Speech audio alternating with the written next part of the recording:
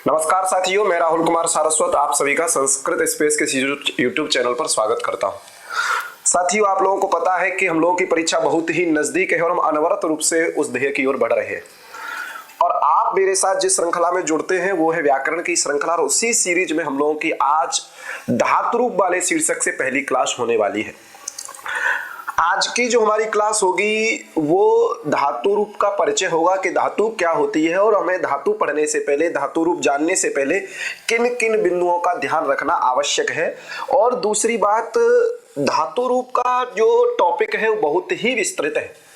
तो हम सभी, जैसे पाणिनि जी के जो धातु हैं वो कम से कम 2000 धातु हैं, 1900 कुछ धातु हैं। सभी धातुओं को पढ़ना आवश्यक नहीं है और पढ़ना भी नहीं है, क्योंकि एग्जामिनर की दृष्टि को समझते हुए जहां से 80% प्रश्न बनते हैं उनको हम आज की ही क्लास में कवर कर लेंगे। बाकी कुछ जो प्रतिनिधि धातु हैं, जैसे भवादिगण की भू धातु हो गई, आत्मनेपद में जाते हैं तो एत धातु हो गई, इस प्रकार से क्री धातु हो गई, अन्य जो महत्वपूर्ण धातु हैं 4-5 धातु, उनको भी आने वाली क्लासों में, कक्षाओं में हम लोग देखेंगे। उससे पहले आज की क्लास पर हम लोग चलते हैं, ठीक है। तो आज का शीर्षक आप लोगों को दिख रहा होगा स्क्रीन पे कि धातु रूपाणी। हमको पढ़ना क्या है? धातु रूपाणी। धातु रूप पढ़ना क्यों आवश्यक है? आप लोगों ने पढ़ा था कि अपदम न प्रयुंजीत। जब हम किसी भाषा का प्रयोग करते हैं वहां पर अपदों का प्रयोग नहीं करना चाहिए। पद क्या होता है ये मैं आपको बताया था, सुबंत और तिङंत होता है। सुबंत को हमने शब्द रूप में जाना, और तिङंत को हम लोग धातु रूप में जानेंगे। जिस प्रकार से स्व प्रत्याहार के आने से सुबंत बनता है और जिनको हम शब्द रूप कहते हैं, उसी प्रकार से तिंग प्रत्याहार के आने से तिङंत बनता है, जिनको हम धातु रूप कहते हैं, ठीक है। तो इसी धातु रूप में चलने से पहले हम लोग जानेंगे कि किस प्रकार से तिंग आता है, किन से तिंग आता है। वो उसमें एक बीच में लकार का और कॉन्सेप्ट है, उसको भी हम लोग समझेंगे, और समझेंगे धातु किसे कहते हैं। तो यही से हम लोग शुरू करते हैं। चलिए देखिए, सामान्य भाषा में बात करते हैं तो हम लोग बोल देते हैं धातु क्रिया। धातु क्या है? क्रिया है। धातु किसको कहते हैं? क्रिया को कहते हैं। लेकिन ये तो एक सामान्य भाषा की बात है। लेकिन जब हम पाणिनि अष्टाध्यायी की बात करते हैं, जब व्याकरण की जो प्रतिनिधि ग्रंथ है पाणिनि अष्टाध्यायी, जब उसकी बात करते हैं, तब वहां पर पाणिनि जी ने 2 सूत्र लिखे। पूरी अष्टाध्यायी में 2 ही सूत्रों के माध्यम से धातु संज्ञा होती है, जिसमें से पहला सूत्र है भू आदयो धातवः, दूसरा है सनाद्यन्ता धातवः। ये बिल्कुल जान लेना, ये 2 सूत्र अपने दिमाग में फिट कर लेना कि एक सूत्र है भूवादयो धातवः और दूसरा सूत्र क्या है? सनाद्यन्ता धातवः। इन 2 सूत्रों के माध्यम से क्या होती है? धातु संज्ञा होती है। इन दोनों की जो धातु संज्ञा है वो किस किस प्रकार से होती है, इनके अर्थ को जानने पर समझ में आ जाएगा। भूवादयो धातवः पे बहुत ज्यादा शास्त्रार्थ है। कहते हैं कि भू अलग है, वा अलग है। कुछ भूआदि मानते हैं, जैसे भूश्च वाश्च ऐसे समास करके, आदिश्च आदिश्च करके द्वंद्व ग्रह बहुव्रीहि ही समास करते हैं। लेकिन हम उस सब पर न जा करके इसका सामान्य अर्थ समझेंगे कि जो भूआदि गण है, भूआदि गण। अब भूआदि गण क्या है ऐसा नहीं कह सकते, अर्थात ऐसा एक कोई गण है। वो किसका गण है? धातु गण। वो कैसा गण है? धातु गण। अब किसका धातु गण है? तो जो पाणिनि जी का जो पंचांग व्याकरण है, उस परिशिष्ट रूप में सूत्र के बाद जो पहला है वो है धातु पाठ। क्या है? धातु पाठ। और उसी धातु पाठ को हम लोग क्या बोल देते हैं? पाणिनि जी का धातु गण। और उसमें जो पहली धातु है वो है आपकी भू धातु। समझ में आ गया? तो भू आदि गण में पठित कोई धातु, ठीक है, में पठित धातु, ठीक है। अर्थात भू आदि गण में पठित जो भी धातु होगी, जो भी शब्द शब्दावली होगी, और क्रियावाचकता होने पर, और क्रियावाचकता होने पर धातु कहलाती है, ठीक है, धातु कहलाती है। समझ में आ गया कि नहीं?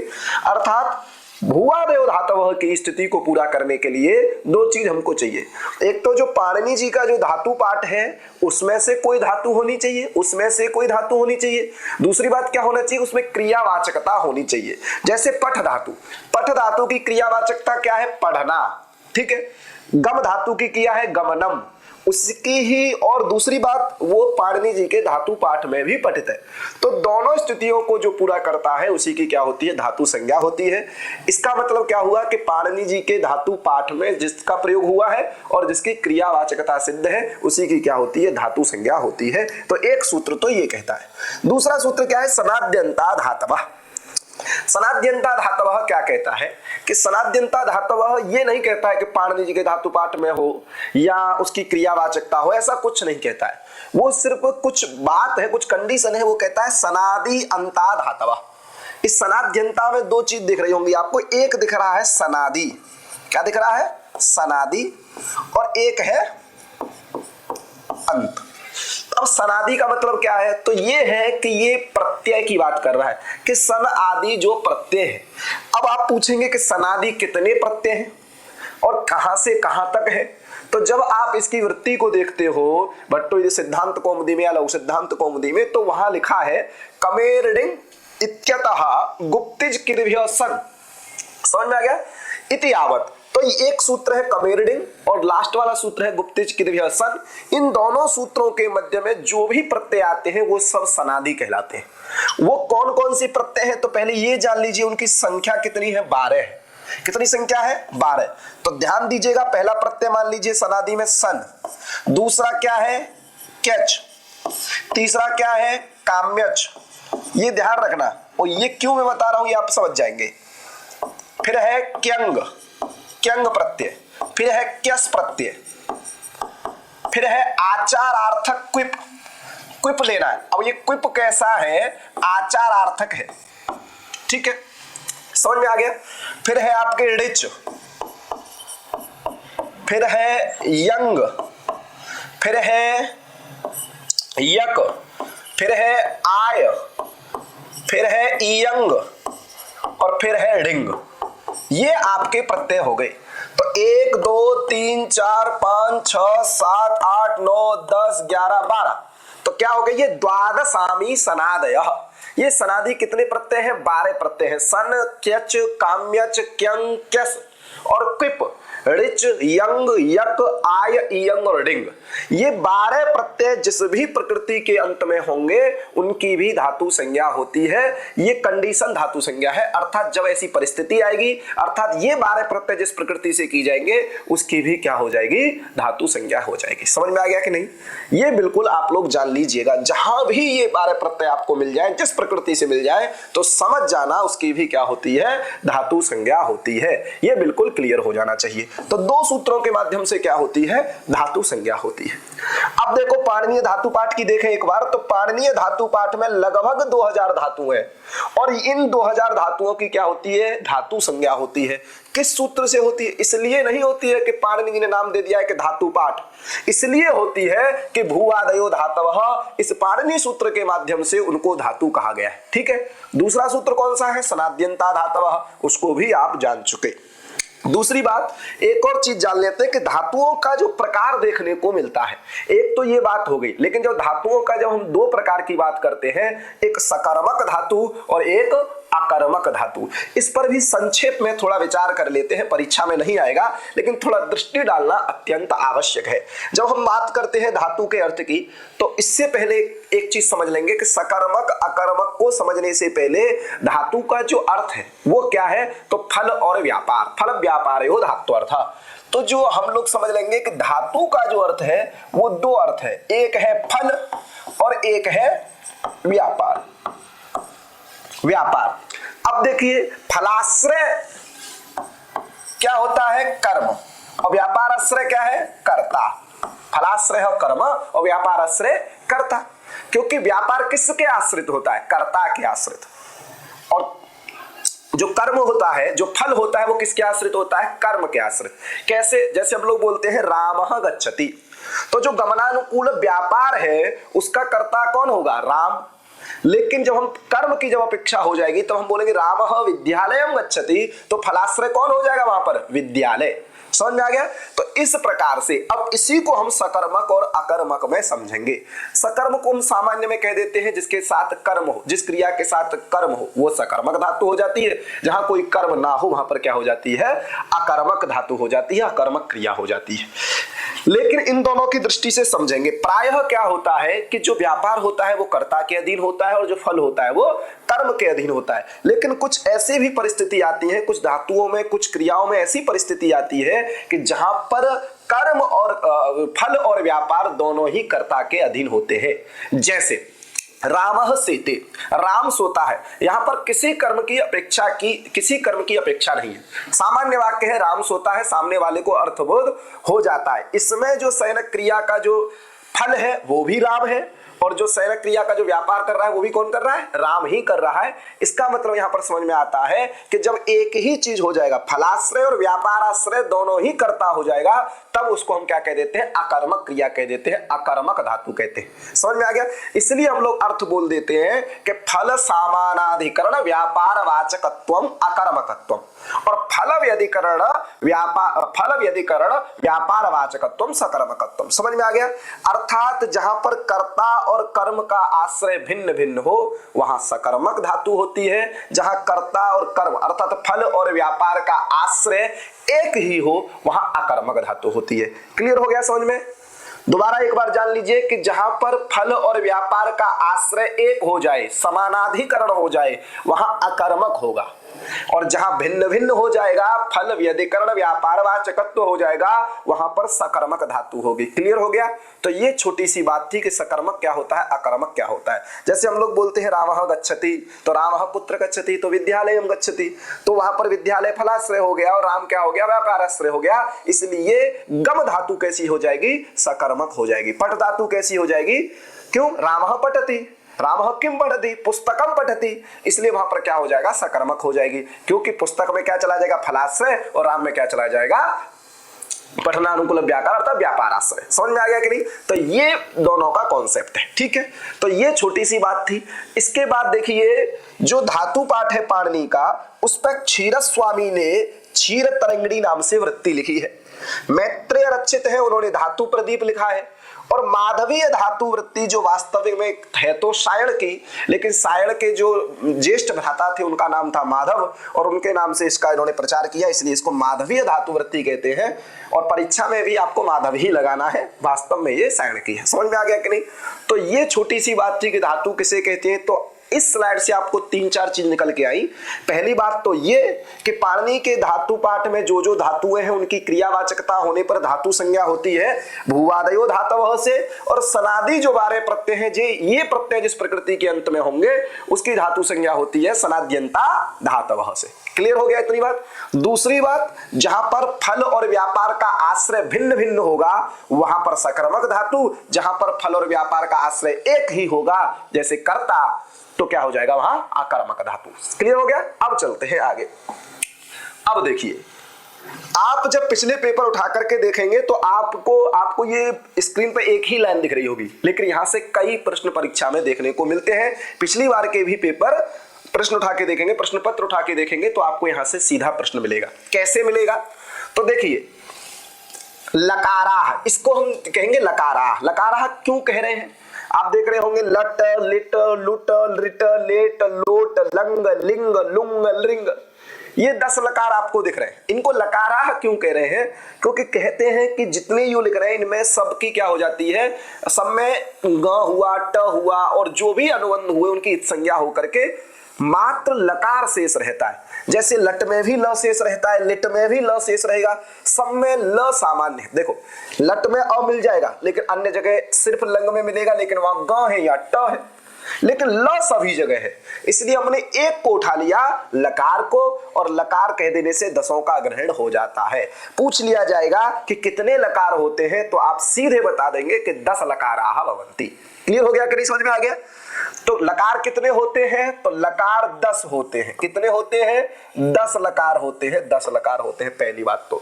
दूसरी बात, आप सोचोगे कि लिंग लकार को पहले क्यों नहीं रखा, लट लकार को ही पहले क्यों रखा? तो आप जान लीजिए कि जब अल्फाबेट पढ़ते हैं तो सबसे पहले अ आता है, अ यू रिल रिक, उसी क्रम से है अ ई उ री। अब री नहीं है, ए ओ। समझ आ गया कि नहीं?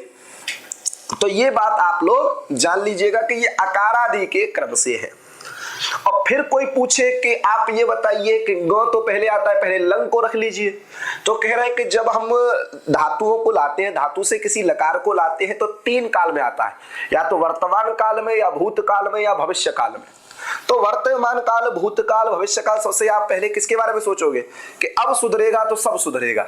इसका मतलब यह है कि पहले वर्तमान काल का जो लकार है लट लकार, उसको हम पहले प्रयोग करते हैं, ठीक है, और लंग लकार को हम नहीं प्रयोग करते हैं। समझ में गया? चलिए आगे। दूसरी बात, इसका क्रम बहुत ध्यान रखना है। क्रम क्यों ध्यान रखना है कि अगर आप क्रम नहीं जानोगे तो परीक्षा में एक प्रश्न हो जाएगा गलत। कैसे? परीक्षा में प्रश्न आएगा कि कौन से नंबर का लकार है जिसका वेद में ग्रहण होता है। समझ में आ गया कि कौन से नंबर का ऐसा लकार है जिसका वेद मात्र में ग्रहण होता है, भाषा में उसका ग्रहण नहीं होता है, तो वो लकार है आपका लेट लकार। समझ में आ गया कि लेट लकार क्या है? पंचम लकार है, और इस पंचम लकार का वेद मात्र में, पंचम लकार का वेद मात्र में ग्रहण होता है, वेद मात्र में ग्रहण। समझ में आ गया कि नहीं? अर्थात परीक्षा में एग्जामिनर आपसे पूछ ले कि पंचम लकार का कहां ग्रहण होता है, तो आपको पता होना चाहिए वेदे। कौन से लकार का वेद मात्र में ग्रहण होता है? तो पंचम का। ये दोनों चीज आपको क्लियर होनी चाहिए। दूसरी बात, इसमें कुछ ऐसे लकार हैं जो सार्वधातुक लकार कहे जाते हैं, और कुछ लकार ऐसे हैं जो आर्धातुक लकार कहे जाते हैं। इनसे पहले हमको क्या जानना पड़ेगा कि एक सूत्र है तिंग सित सार्वधातुकम, तिंग सित सार्वधातुकम। समझ में आया? तिंग सित सार्वधातुकम। दूसरी बात, एक सूत्र क्या है? लिट च। ये क्या करता है? लिट के स्थान पर जो भी आदेश होंगे तिबादी, उनकी ये क्या कर देगा? आर्धातुक संज्ञा कर देता है। तीसरा एक सूत्र क्या है? आर्ध धातुकम शेषः। ध्यान रखना, आर्ध धातुकम शेषः। ये क्या करता है? तिंग और सित की क्या होती है? सार्वधातुक संज्ञा होती है, तिंग और सित। लेकिन तिंग सित से जो अन्य प्रत्यय होंगे, अन्य कोई विकरण होंगे और वो धातु से विहित होंगे, तो उनकी आर्धातुक संज्ञा इस सूत्र से हो जाएगी। एक सूत्र है आपका लिंगासिसी। लिंगासिसी ये क्या करता है कि आशीर्वाद अर्थ में आया हुआ जो लिंग लकार, उसमें क्या कर देता है? आर्धातुक संज्ञा कर देता है। तो ये 4 सूत्र धातु प्रकरण में सार्वधातुक और आर्धातुक व्यवस्था को बनाते हैं। अब इसी से क्लियर हो जाता है, मैं आपके सामने लिख देता हूं कि कौन से लकार सार्वधातुक है और कौन से लकार आर्धातुक है। तिंग, देखो अब इसी इनसे देख लीजिए, तिंग सित सार्वधातुकम, लिट च लिंगासिसी आर्धातुकम शेषः। पहले देख लेते हैं सार्वधातुक लकारों को। तो देखो लट पहले आ जाएगा क्योंकि सब प्रत्यय आता है, सिद्ध होता है। उसके बाद लिट छोड़ दीजिए, लुट छोड़ दीजिए, लिट छोड़ दीजिए, लोट आ जाएगा। क्या आ जाएगा? लोट। उसके बाद लंग आ जाएगा, और लंग के बाद विधि लिंग आ जाता है। तो ये आपके लकार क्या है? सार्वधातुक है। आप कहेंगे कि आपने तो एक लाइन से कैसे पता चलेगा? तो ऐसे पता चलेगा, देखो लिट च ये क्या करता है? आर्धातुक संज्ञा करता है। लिट च क्या करता है? आर्ध धातुक संज्ञा। तो लिट लकार हमारा क्या हो जाएगा? आर्धातुक हो जाएगा। क्लियर हो गया? फिर देखिए लुट और लिट, इनमें स्यतासी लिटो एक सूत्र है, उससे क्या होते हैं? से और तास प्रत्यय होते हैं। जो लिट लकार है, लृ हुआ, चाहे लिट हो चाहे लिंग हो, वहां से होता है, और लुट लकार में तास होता है। तो ये तिंग और सित नहीं है इनमें, लेकिन ये धातु से किए गए, इसलिए इनकी क्या हो जाती है? आर्धातुक संज्ञा हो जाती है। तो हम लोग कह सकते हैं लिट हुआ, लिंग हुआ और लुट हुआ, ये भी आर्धातुक। और एक हो गया आपका आशीषी लिंग। क्या आप कहेंगे? आशीर्वाद अर्थ में आया हुआ आशीषी लिंग। समझ में आ गया?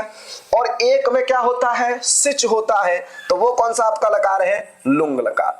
अब देख लीजिए, 4 हो गए सार्वधातुक, और 1 2 3 4 5 6 हो गए आपके आर्धातुक। तो ये यहां व्यवस्था किसकी है? सार्वधातुक की और आर्धातुक की पूछा जा सकता है। ठीक है, तो ये भी आप ध्यान रखिएगा। लेट लकार, इसमें जो 5वां लकार है वो वेद मात्र में प्रयोग होता है, ये भी आप ध्यान रखिएगा। दूसरी बात क्या है कि जब तक आपको इन लकारों का क्रम नहीं पता होगा, आपको धारा प्रवाह नहीं होगा कि लट लिट लुट लिट लेट लोट लंग लिंग लुंग लिंग, जब तक ये क्रम आपको नहीं पता होगा। पिछली बार जब पेपर में देख रहा था तो पता चला था कि उन्होंने धातुओं के रूप दे दिए। ठीक है, धातु के रूप दे दिए और पूछ लिया है कि लकारों के क्रम से इनको लगाइए। जैसे मैंने मान के चलो यहां पर 4 ऑप्शन रखे, 1 2 3 4, और यहां लिख दिया मैंने अतति। क्लियर हो गया? यहां पर मैंने लिख दिया बभूवुः, ठीक है। यहां पर मैंने लिख दिया आपका एदेथा, समझ में आ गया? और लास्ट में मैं लिख दूंगा, कुछ भी लिख लीजिए, एधिष्यत लिख लीजिए, ठीक है, ध्यान रखना। अब यहां क्या होगा, अब पूछ लिया जाएगा लकारों के क्रम से इनको लगाइए।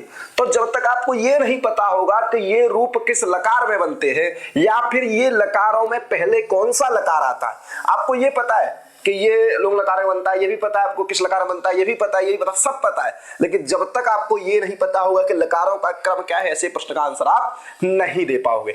जैसे आपको पता है कि अतति लट लकार में बनता है, लेकिन लट को रखना कहां है ये आपको नहीं पता है, तो यहां पहले किसको रखेंगे, लट को रख लेंगे। तो पहला आ जाएगा बभूवुः, कौन सा लकार है, तो आपको पता है लिट लकार है, इसको भी रख लोगे।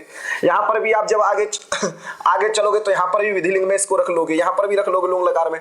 तो ये आपको पता होना चाहिए, एकदम पता होना चाहिए। समझ में आ गया कि नहीं? नहीं पता होगा एधिष्ठा बनता है, ठीक है, नहीं पता होगा तो ये आप ध्यान रखिएगा, प्रश्न आपका गलत हो जाएगा।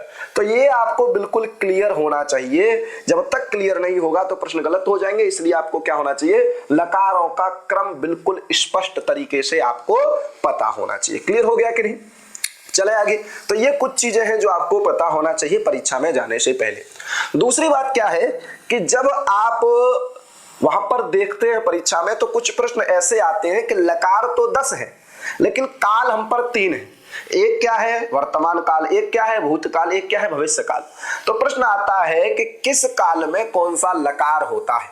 तो पहले हम जानेंगे कि जो टित लकार है उनको जानेंगे कि लट, लिट, लुट, लिट और लोट, ये लकार किस किस में होते हैं। काल 3 ही है लेकिन कुछ काल में क्या है कुछ कंडीशन लग जाती है जिस वजह से वो लकार होता है। देखिए पहला है वर्तमान लट, ये रट लेना, ये बिल्कुल सूत्र रट लेना, नहीं तो गड़बड़ा जाएगा, ठीक है, क्योंकि भूतकाल में 3 होते हैं, ठीक है, इसी प्रकार से भविष्य काल में भी 3 होते हैं। जब तक आपको ये सूत्र नहीं रटे होंगे तब तक आप नहीं कर पाएंगे। तो क्या है वर्तमान लट, वर्तमान लट में क्या है, तो वर्तमान क्रियावृत्तिर धातुर लट च।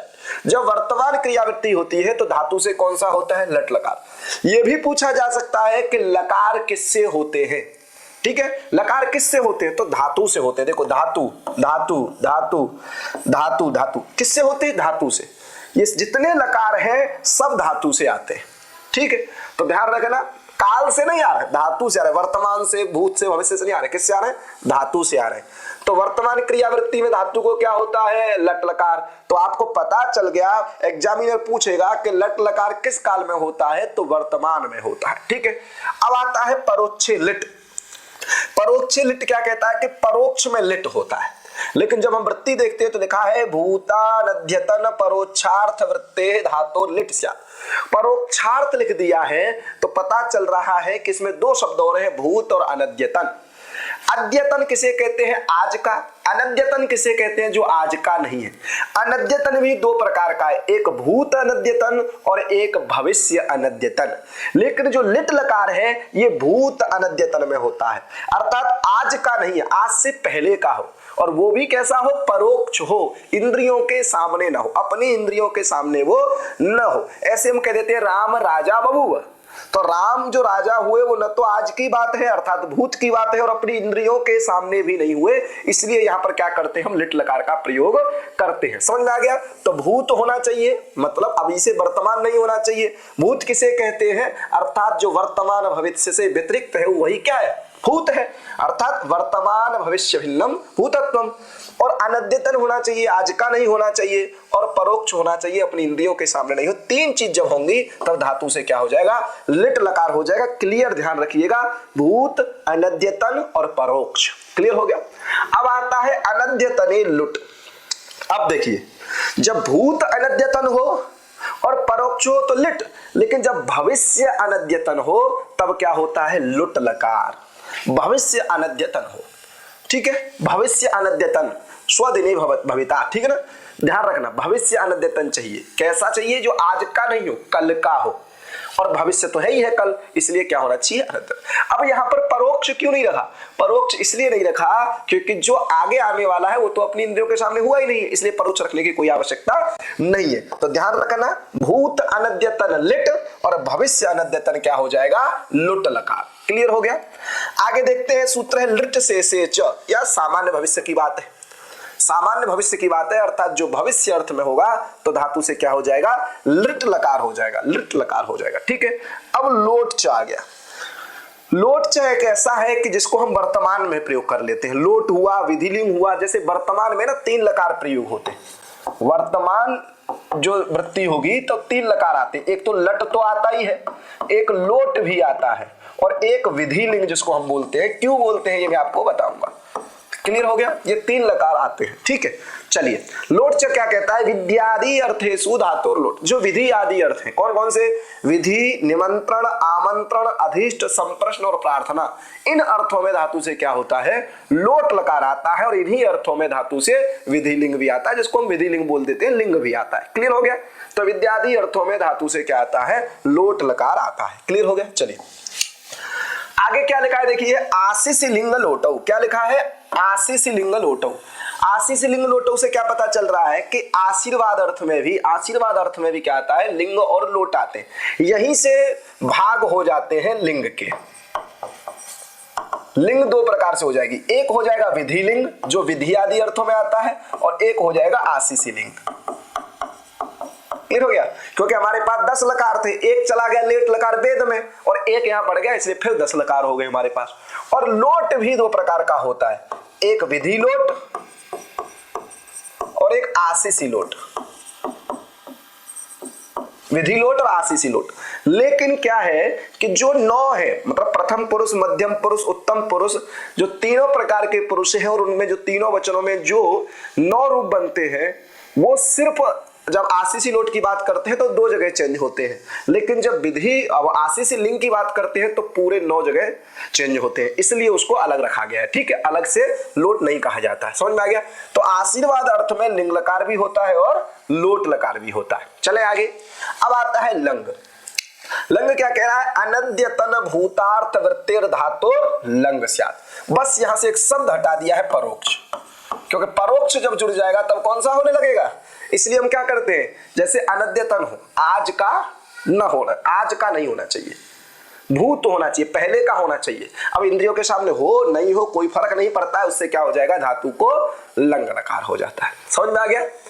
इसलिए हम लोग क्या बोल देते हैं, जैसे हम लोग बोलते हैं कल हो गया था, तो कल हो गया था, वहां प्रयोग क्या करेंगे हम लोग? लंग लकार प्रयोग करेंगे, क्योंकि आज का भी नहीं है और भूत भी है। समझ में आ गया? अब आगे आता है विधि, निमंत्रण, आमंत्रण, अधिष्ट, संप्रश्न और प्रार्थना। इन अर्थों में क्या होता है? लिंग लकार होता है, जिसको हम विधि लिंग बोल देते हैं। समझ में आ गया? इन अर्थों में क्या हो जाता है? लिंग लकार। इसलिए हम इसको क्या बोल देते हैं? वर्तमान में ये होता है विधि, निमंत्रण। ये पूछा जाएगा परीक्षा में कि विद्यादि अर्थेषु, अब जैसे ऑप्शन वाला पूछ लेगा, ए भी करके 2 पूछ लेता है कि विद्यादि अर्थेषु कौ द्वौ लकारौ भवतः, अर्थात विधि आदि अर्थ में कौन 2 लकार होते हैं? तो आपको ध्यान होना चाहिए, एक आप लगाओगे लोट लकार और एक आप लगाओगे लिंग लकार। समझ में आ गया? जब ऑप्शन करके प्रश्न पूछ लेगा तो ये 2 प्रकार से आप उसको बताएंगे कि लोट लकार और लिंग लकार। समझ में आ गया? आगे है लुंग। लुंग एक सूत्र है, वो कहता है सिर्फ सामान्य भूत। जैसे सामान्य भविष्य में क्या हो जाता है भैया? सामान्य भविष्य में हो जाता है लिट लकार, सामान्य भूत में कौन सा हो जाता है? लुंग लकार, सामान्य वर्तमान में क्या हो जाता है? लट लकार। ये आपको ध्यान होना चाहिए, भूतार्थ धातु वृत्ति जहां रहेगी वहां लुंग लकार होता है। लास्ट लकार है आपका लिंग लकार, ये लिंग नहीं है, लिंग लकार। कैसा लकार है? लिंग लकार।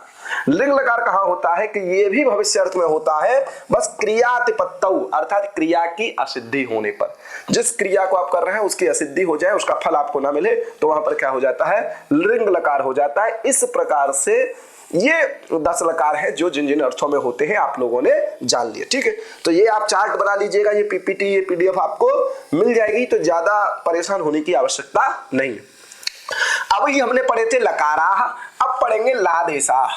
लादेशाः का मतलब क्या है? कि लकारस्य स्थाने आदेशः लादेशः, लस्य आदेशः लादेशः ते लादेशाः। लकार के स्थान पर होने वाले आदेश। समझ में आ गया कि जो लकार थे लट लिट लुट रिट लेट लोट लंग लिंग लुंग लिंग, जो 10 लकार थे, इनके स्थान पर कुछ आदेश होते हैं जिनको हम बोलते हैं तिंग। क्या बोलते हैं इनको? तिंग बोलते हैं।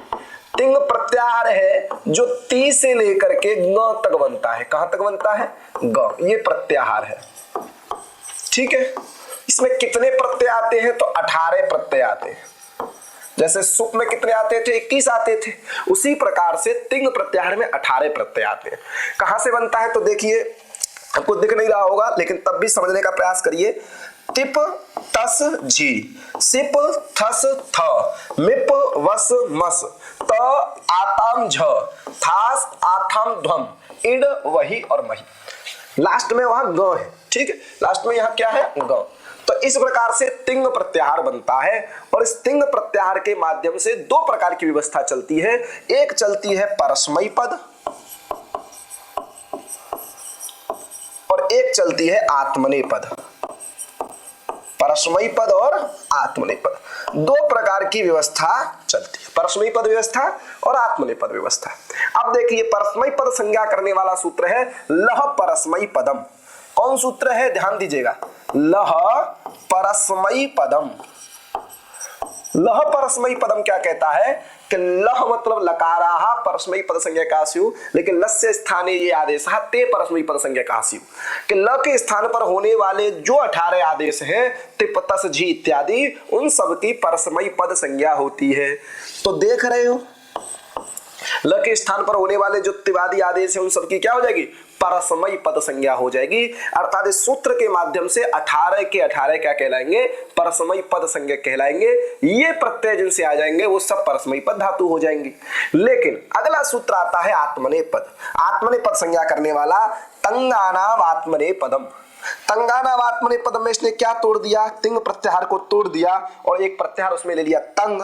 और आन का मतलब है 2 चीज, सानच प्रत्यय जहां हो और कानच प्रत्यय जहां हो वो भी आत्मनेय पद संज्ञक होते हैं। अब तंग प्रत्याहार की बात करते हैं। तंग प्रत्याहार कहां से है? तो देखिए, त और ग यहां से तोड़ दिया तो ये तंग प्रत्याहार आ गया। अब तंग प्रत्याहार की इसने क्या कह दिया कि वो आत्मनेय पद होगा। आत्मनेय पद क्या होगा? तंग प्रत्याहार जहां रहेगा, सानच जहां रहेगा, कानच जहां रहेगा, ये सब आत्मनेय पद कहलाएंगे। अब तंग प्रत्याहार की बात करेंगे तो कितने आते हैं? इसमें 9 प्रत्यय आते हैं। कितने प्रत्यय आते हैं? 9 प्रत्यय। कौन कौन? त आताम झ, थास आथाम ध्वम, इट वही और मही। ग को हटाइए, वही और मही। समझ में आ गया कि नहीं? इस प्रकार से ये 9 प्रत्यय जहां होंगे तंग वाले, ये आत्मनेय पद होंगे। अब आत्मनेय पद जब हट जाएगा और उस आत्मनेय पद जो तंग आदि है, जो तंग प्रत्याहार में आने वाले प्रत्यय हैं, उनकी क्या हो जाएगी? आत्मनेय पद संज्ञा हो जाएगी। तो बच क्या जाएगा आपके पास? जो बच जाएगा तिस बच जाएगा। तिस में कौन कौन सा आ जाएगा? तिप तस झी सिप थस थ मिप वस मस। ये क्या कहलाएंगे? परस्मयी पद कहलाएंगे। तो पूछा जाएगा कि तिंग प्रत्याहार में से परस्मयी पद संज्ञा कितने होते हैं? तब भी 9। और आत्मनेय पद संज्ञा कितने होते हैं? तब भी 9। परस्मयी पद संज्ञा करने वाला सूत्र कौन है? लह परस्मयी पदम। और आत्मनेय पद संज्ञा करने वाला सूत्र कौन है? तंगानाम आत्मनेय पदम। क्लियर हो गया? तो ये आप, और ये है क्या? तो लादेश है, लकार के स्थान पर ये आदेश होते हैं। दूसरी बात, हमको जब 10 गढ़ी की जब हम बात करते हैं तो 10 गढ़ी में देखो, पहला क्या है? भवादि गण है, दूसरा अदादि है, तीसरा ज्योत्यादि, फिर दिवादि, स्वादि, तुदादि, रुधादि, तनादि, क्रियादि और चुरादि। इस प्रकार से 10 गण है। और 10 गणों में क्या है? कुछ कुछ विकरण है, इसलिए 10 गणों में बांटे गए, क्योंकि 10 में रूप अलग अलग चलते हैं। और इसका कारण है इनके विकरण। विकरण किसको कहते हैं? देखो, किसी भी तिंगंत शब्द में 3 चीज होती है। एक होती है धातु, और एक होता है लकार, और एक होता है विकरण। इन 3 से ही धातु का जो पूरा तिंगंत रूप है वो सामने आता है, क्योंकि विकरण ही कारण है। अगर ये विकरण सबका एक होता तो ये इतने गण नहीं होते, क्योंकि एक विकरण होता और उसको निमित्त मान करके कार्य भी क्या होते? एक जैसे होते। विकरण ही कारण है जिससे हम क्या करते हैं? 10 गढ़ी नाम दे देते हैं कि 10 गण है। ठीक है, तो देखिए, जब भवादि गण है वहां पर पूछ लिया जाएगा विकरण क्या है, कि भवादि गणे को विकरण। ठीक है, क्या विकरण है या किम विकरणम? तो क्या हो जाएगा वहां? सप। क्या है? सप है। और सप में देखो स है तालव्य, ये सित है, इसलिए इसको हम सार्वधातुक संज्ञक भी कहते हैं। तो सप हो गया। तो ये पूछा जाएगा। तो सप विकरण कहाँ है? भवादि गण में। अदादि गण में कोई विकरण नहीं है, बस इतना है कि जो सप होता है उसका लुक होता है। क्या हो जाता है? लुक। इसको हटा के काम चलता है, जैसे अति बनता है। समझ में आ गया कि नहीं? ज्योत्यादि गण में क्या है? स्लु विकरण है, इसलिए इसका स्लव सूत्र से आगे द्वित्व हो जाता है। समझ में आ गया? स्लु है। दिवादी गण में क्या है? स्यन है, क्राम्यति बनता है, दिव्यति बनता है। स्वादि गण में क्या है? स्नु, स्नु है, ठीक है। तुदादि गण में तुदादिव्य स, इसका अवस्था है। रुदादि गण में स्नम है, न अवस्था है। तदादि गण में उ है, तनुते तनोति बनता है। क्रियादि गण में स्ना है और चुरादि गण में कोई विकरण नहीं है, लेकिन इसको ऋच माना जाता है और इसी से इसकी सनद्यंता धातुओं से धातु संज्ञा करके चोरयति इत्यादि बनते हैं, ठीक है ना। और ये चुरादिव्य सूत्र नहीं है, सूत्र लंबा है। सत्या पपास रूप वीणा तूल श्लोक सेना लोम त्वच वर्म वर्ण चूर्ण चूर्ण चुरादिव्यो ऋच, ठीक है। तो ये संकेत मात्र है कि चुरादि गण में वहां पर क्या हो जाता है? चुरादि गण वाली धातुओं से ऋच होता है। समझ में आ गया? तो ये जो 10 गण थे उनमें ये विकरण है, तो ये विकरण भी ध्यान रखना है। कभी परीक्षा में आपसे पूछ रहे कि उ विकरण कहाँ होता है? तो तनादि में होता है, ठीक है। स्ना कहाँ होता है? तो क्रियादि में होता है। स्यन कहाँ होता है? तो दिवादि में होता है। स्लु कहाँ होता है? तो ज्योत्यादि में होता है। सप का लुक किस गण में होता है? तो अदादि गण में होता है। सप कहाँ होता है? तो भवादि गण में होता है। ये आपको पता होनी चाहिए, ठीक है, पता होना चाहिए। समझ में आ गया? चलते हैं। तो आज की क्लास यही समाप्त होती है। आज की क्लास आगे आने वाले धातु रूप की जितनी क्लासें होंगी उन सबसे ज्यादा महत्वपूर्ण है, ठीक है, क्योंकि 80% जो प्रश्न बनाएगा एग्जामिनर इन्हीं सबसे बनाता है। क्योंकि धातु रूप वो डिसाइड नहीं कर पाएगा ना, आपके पाठ्यक्रम में धातु नहीं लगी है कि भू धातु पढ़ लीजिए, ये पढ़ लीजिए, ये धातु पढ़ लीजिए, गिनाई नहीं है, उसने सिर्फ धातु रूप दिया है। तो ये व्यक्ति कैसे तैयार करेगा? क्योंकि 2000 धातु है पढ़ने की, तो उसको ये अपेक्षा तो है नहीं है छात्र से कि वो परीक्षा देने से पहले 2000 धातुएं कंठस्थ करके लाए। इसलिए वो क्या करता है? यहीं से प्रश्न पूछता है और जो महत्वपूर्ण धातुएं जैसे पट हो गई, गम हो गई, भू हो गई, एद हो गई, ऐसी धातुओं से वो प्रश्न पूछ लेता है जो सामान्य व्यक्ति तैयार कर लेता है, ठीक है। तो उन महत्वपूर्ण धातुओं पर हम लोग चर्चा करेंगे। इससे पहले आप लोग इस क्लास को पूरे अपने माइंड में उतार लीजिए, तैयार कर लीजिए, और कोई भी प्रश्न और कोई डाउट हो आप लोग कमेंट करिए। आशा है आपकी तैयारी बहुत अच्छी इस प्रकार से चलती रहेगी और आप अपने जो मनीषित जो भी आपकी आकांक्षा है उस सबको पालेंगे। हम लोग आपके साथ हैं। धन्यवाद। युवा साथ साधु युवा।